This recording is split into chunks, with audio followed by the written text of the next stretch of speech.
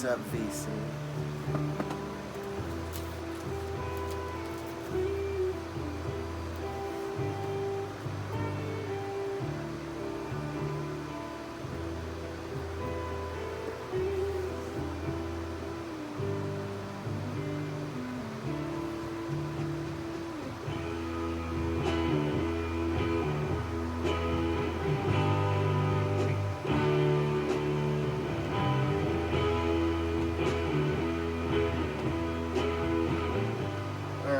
See what's happening.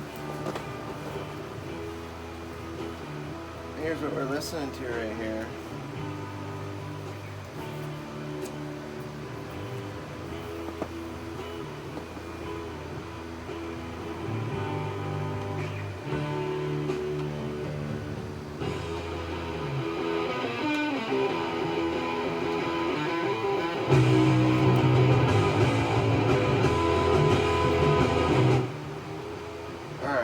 Calm down, everybody.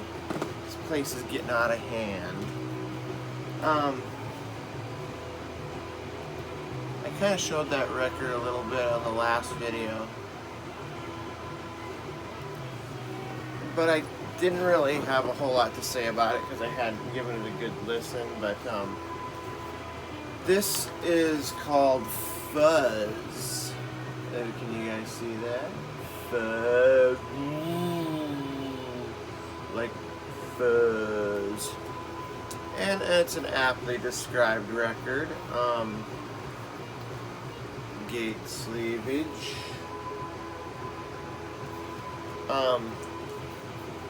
This is another Ty Segall collab. There's Ty, a blurred Ty there playing drums. This has got Ty Segall playing drums on this, and I think he might have some vocals on here too. But Fuzz is like is an American rock band, like I said, featuring Ty Segall.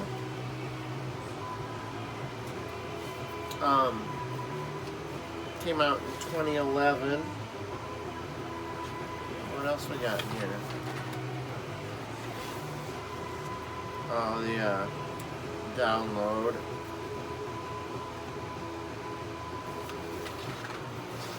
And whatever, like, hype thing. Sticker. Ty Segall on vocals and drums. Charles Moothart on vocals and guitar. Chad Ubovich on vocals and bass. This is came out of San Francisco. It's kind of it started off as just kind of an outlet for Moothart's love for hard rock riffs. They just wanted to see if he could make this hard rock fuzzy 60s style record, and started off almost as a joke, and then once they got going, hey, this sounds great. They just wanted to see if they could play some hard rock stuff, and obviously they could. It's got like your Blue Cheer influence, the lo-fi, like sludgy kind of sound, proto-metal, Sabbath kind of drudginess to it, Deep Purple, a little bit of everything, all the good stuff, all the good ingredients. And Fuzz, definitely fuzz galore in this one, yeah. Cover art is just friggin' amazing. I love the colors, the artwork. Tatiana Cartompton. I'm sure I'm crucifying that, Cartompton. But anyway, yeah, it's friggin' awesome. Like I said, I kind of poo-pooed it last time when I was talking about it, but this is a friggin' great record if you like, the new, like, Psych stuff that's been kind of coming around. Another, like I said, another Ty Segall driven collab. So I'm gonna set that aside. But yeah, I love it. I a while back I showed a singles compilation from this artist.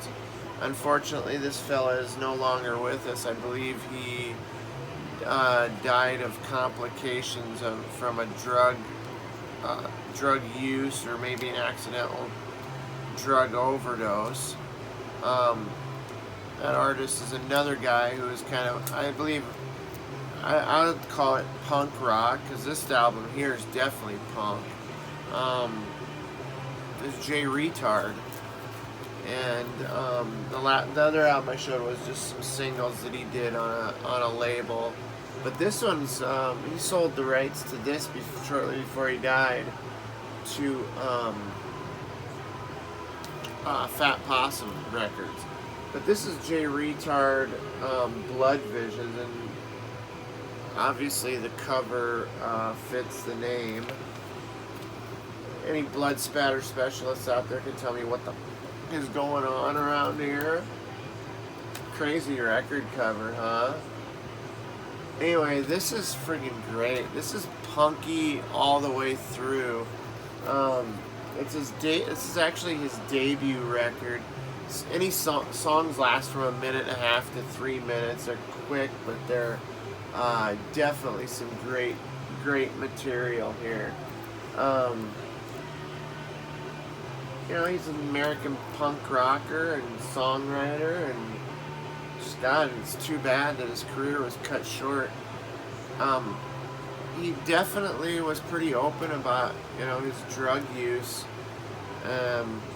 If you watch his, and I know I mentioned a little bit of this last video, if you watch any of those Amoeba What's in My Bag videos on YouTube, Jay Retard had one, and a lot of the stuff he showed was stuff that he liked to listen to because it sounds good when you're on drugs. So yeah, he was pretty open about his drug use, so unfortunately it kind of turned and bit him in the ass from the big sleep. Like I say, just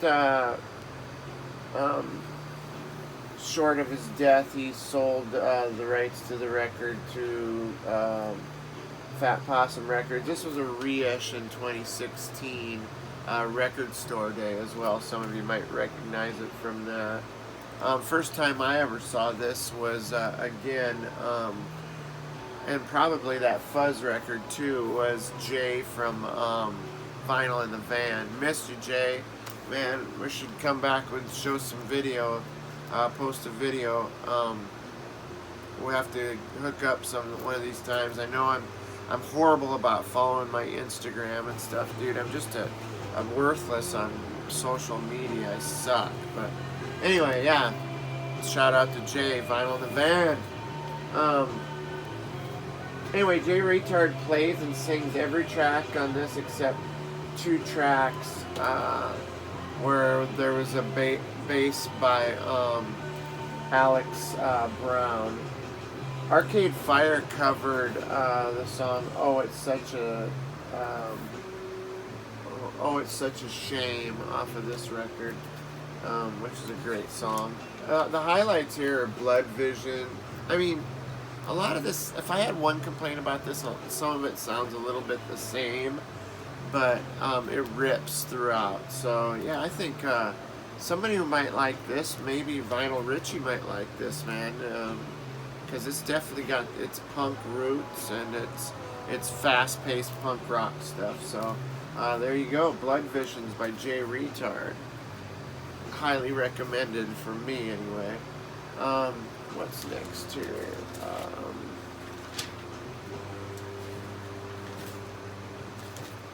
Actually, I got this a while back and forgot to show it. This is the group Silverhead, and I've seen somebody show this a while back. I've been wanting this record for a long time. The one place that I knew that had it way overpriced, over $20, and I realized this is in kind of tough shape here. It's got a lot of ring wear.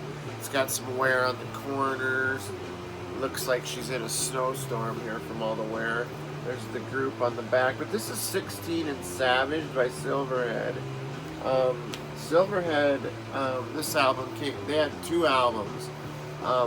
This one came out in 1973. This was their 2nd album. This is, hold on just a second, I can't deal with this.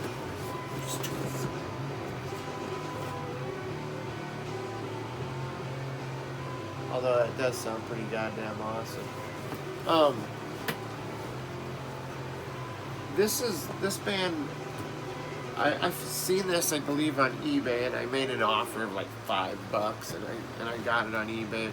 But this band is led by Michael DeBarris. Michael is right there. He was a singer and later on an actor. And this band or this record, neither one were commercially successful, but they were obviously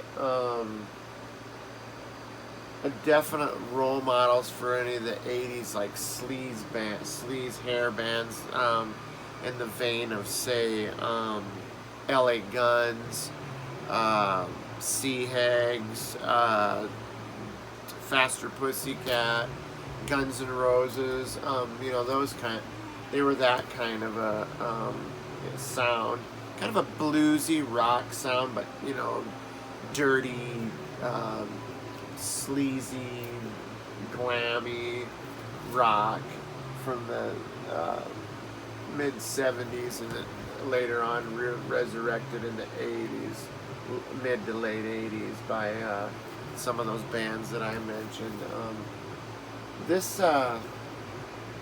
I love this record, man. It's kind of short and to the point, but they broke up after completion, after the completion of this and before the completion of their 3rd record, which would have been called Brutiful, but they didn't finish it. Obviously, this is back in a different time when maybe this was probably kind of a more acceptable, younger gals following bands and whatnot. But they did a brief reunion and tour in 2012 with some tour dates. The sound kind of reminds me of like an early Rod Stewart, maybe. His voice kind of sounds like that.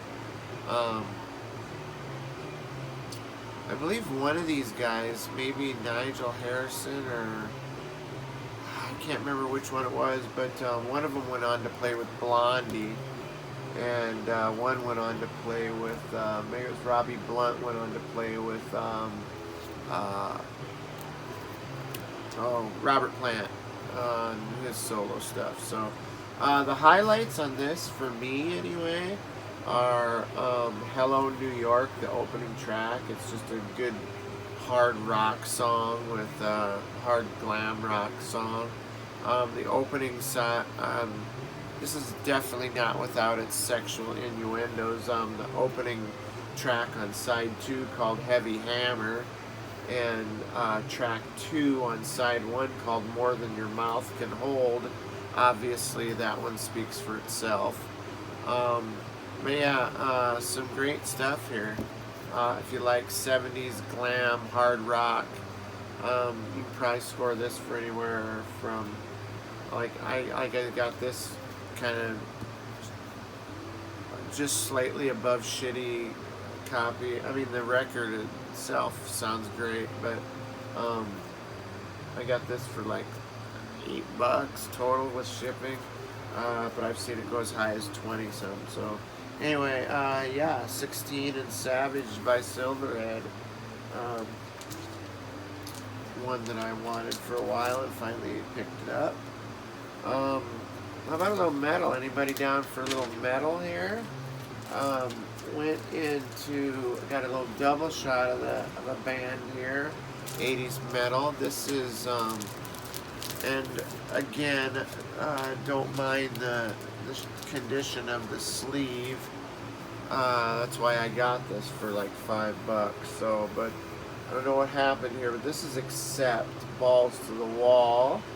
A great record, heavy metal band, German heavy metal band formed by guitarist Wolfgang Hoffmann, vocals by Udo Dirkschneider, bassist Peter Bales. Important role in the development of speed and thrash metal. Definitely, they were an influence on that crowd. But God, I used to love this record. I used to listen to it quite a bit. The title track is a straightforward heavy metal rocker with a sound effect that'll make your nuts crawl up into your body. For all you guys out there, it has a crushing nut like grinding of marbles.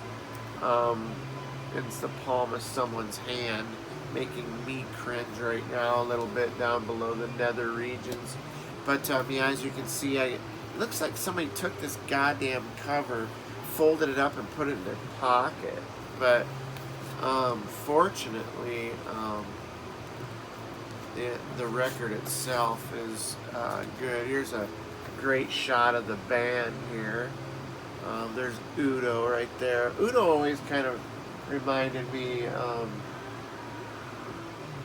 don't know, he always kind of made it, I always thought that he had short blonde hair, he didn't quite fit the metal, he was stocky and wore camo pants and camo t-shirt, and I always thought that he looked a little out of place with all his long-haired metal buddies, you know, with their, you know, all black and white high-top shoes and metal look. But yeah, he could kill it though, I'm telling you. I loved it. He was an explosive front man. This is fist-pumping, guitar-driven metal right here. Good stuff. Balls to the Wall, London Leather Boys, Love Child. Mentioning those songs, there was even some controversy around the release of this record. I mean, look at the cover there. You got somebody wearing, like, you got the thigh there, the bare thigh with maybe the leather briefs there with the, I mean, it kind of screams homo erotic, or even, I don't know, you tell me, but it was definitely about a group of people who, this is more, the band says it's not about homosexuality or anything like that, not that that's bad, but it's more about the oppressed, and it represents a group of oppressed people and people who are different, and if that's not metal, then I don't know what is. So this is a metal rock record for the ages right here. Positive reviews, praised by their peers and by fans and critics alike. So yeah, accept, balls to the wall. Ty Tabor of King's X was a fan of this record. Dimebag Darrell of Pantera was a fan of this record.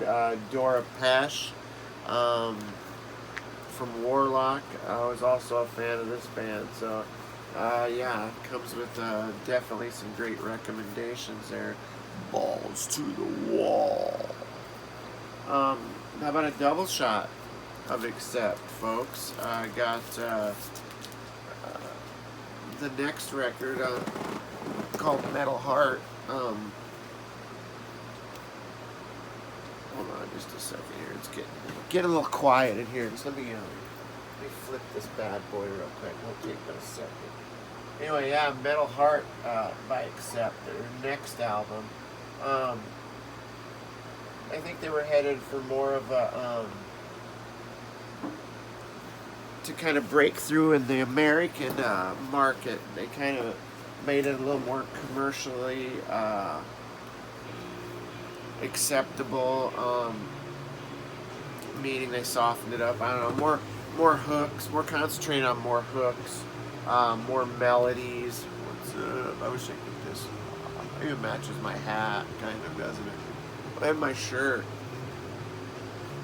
Let's summon demons.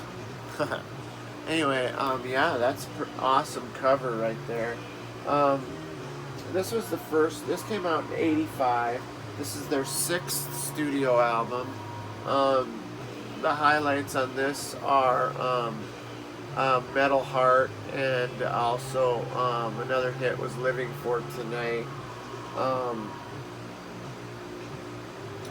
this has, you know, your hard rock, metal, like I said, more hooks and melodies.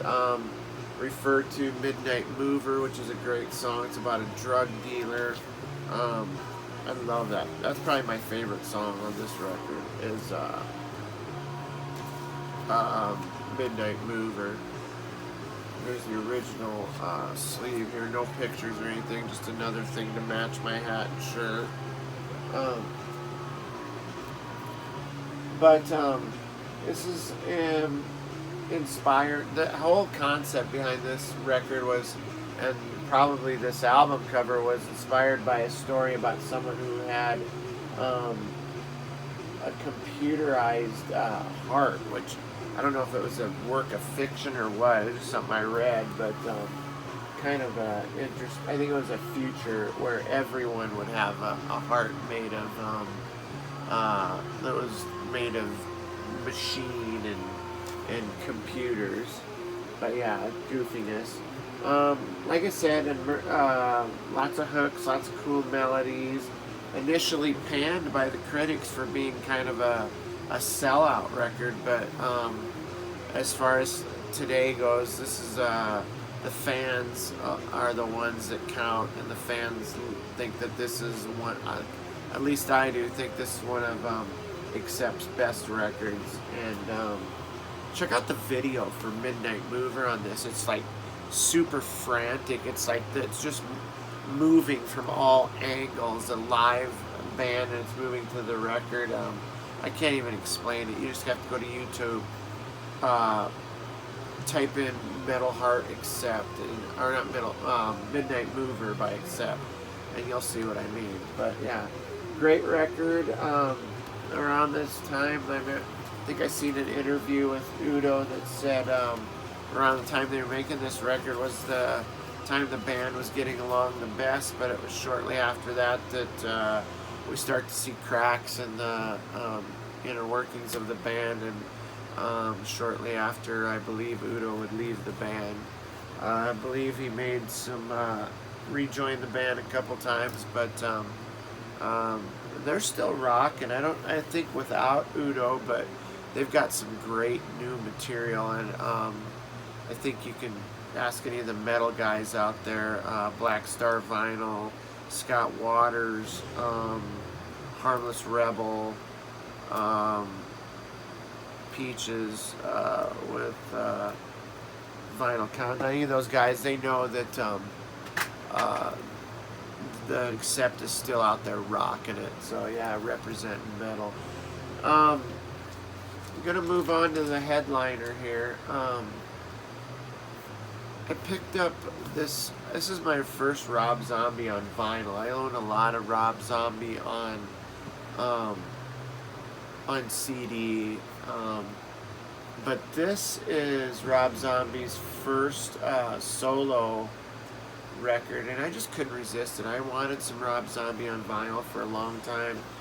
This is Hellbilly Deluxe, 13 Tales of Cadaverous Cavorting Inside the Spook Show International. Yeah, all his releases thus after this all had like the kind of the psychedelic long names to it, but this is a friggin' work of art. I love Rob Zombie. I love that he mixes you know, well, first of all, let's go back a minute. You know, he was with White Zombie, and they had a pretty kind of a psychedelic metal industrial sound. And this is kind of, if you take that, amp it up, you get Rob Zombie's solo stuff. This was released in 1998 on Geffen Records. This shows definitely highlights Zombie's love for classic horror movies, heavy metal, and electronic music. Hopefully you guys can get a good look at this gate sleeve, or gatefold. God, I'm back to calling it a gate sleeve. I always loved the art on his record albums. It was just always like a throwback to like 60s and 70s exploito kind of stuff, and like I said, classic B horror, but this is definitely has put mixed murder and chaos and serial killers and supernatural forces and into this big cauldron and mix it up, and you've got Rob Zombie's Hillbilly Deluxe. Positive critical reception. Hits on this are Dragula, Living Dead Girl, Super Beast. Those were all the 3 singles that were released. I happen to like a lot more on here. I like Meet the Creeper. There's a lot of sampling in here from a lot of your B horror, great cult classic horror movies. Tommy Lee of Motley Crue. This is kind of a cool story. Tommy Lee had just gotten out of jail with all of his shit that went down with Pamela Anderson. He was spent some time in jail, and he went to stay at Rob Zombie's house for a couple days, and where Rob and his collaborators were down in the studio putting the record together. They invited Tommy to come down and play on a couple tracks, which he was more than happy to do, kind of as a therapy, if anything. And he plays on a couple of tracks on this, Meet the Creeper, and also plays drums on the Ballad of Resurrection Joe and Rosa Whore. Another great title, by the way. So Tommy Lee plays on this record. That makes it even more great as far as I'm concerned. Let's see what kind of goodies we got inside. There's the cool custom label there. And you got your listing of, got your creatures there, and your listing of songs there. Nice MoFi sleeve. I think this originally came with a booklet that I didn't get. Must be because this is a reissue. This is probably some of the stuff that was maybe in the booklet. But just some cool like art, classic art, comic book ads for different things. I mean, this is friggin' cool as shit. This is why I love Rob Zombie, and this is why I love his packaging for records and stuff. But yeah, this is some great stuff here. I love this record. In fact, I would have liked to have played a little bit of it, but I'm afraid I'd probably get the old YouTube boot for doing it. But what else? This is, I mean, if I had to describe the sound on this, I'd call it kind of a thunderous industrial rhythms with drilling metal guitars like chainsaws sometimes, pummeling bass guitars, friggin' psychedelia. It's somewhat campy, just great stuff. Old horror, which I've mentioned, just lots of samples and stuff. Satan, throw a little Satan in there, I guess, too, why not? But I plan to pick up more Zombie on vinyl because huge Zombie fan. So Rob Zombie, that is, and White Zombie. But God, those records are expensive as hell to get. That's all I got for you for right now. I got some other stuff coming that I will put right out in a video as soon as I get it. Thanks for sticking around, putting up with the old Cosmic Vinyl, showing his various tastes in music, and a little metal, little 70s sleaze glam, a little neo psychedelic fuzz, little Punk with Jay Retard. I mean, we got a little bit of everything here. Rob Zombie. So I show it all, baby. I show it all. All. Alright, I'm gonna stop goofing off. I'll catch you guys next time. I was gonna do some shout outs, but got it. I'm completely blank right now. But some contests and some threads out there, though, you might want to check out. I don't know if it's too late for me to do that bands I've seen live thread. I might do that. Some other stuff I might do too. But for now, this is Brian from Cosmic Vinyl signing out. You guys have a great night. Have a great day tomorrow, man. Enjoy life, man. Embrace life. Carpe diem. Just enjoy it, man, while you can. And love each other, man. Pick each other up. When you see somebody fall down, pick them up. Help them out. Help your fellow man. Humanity, man. Humanity. Alright, enough. Catch you guys later. Peace be with y'all. Love ya. VC rules. Cosmic Vinyl. Loves the VC. Loves the world. Loves metal. Loves music. See you guys.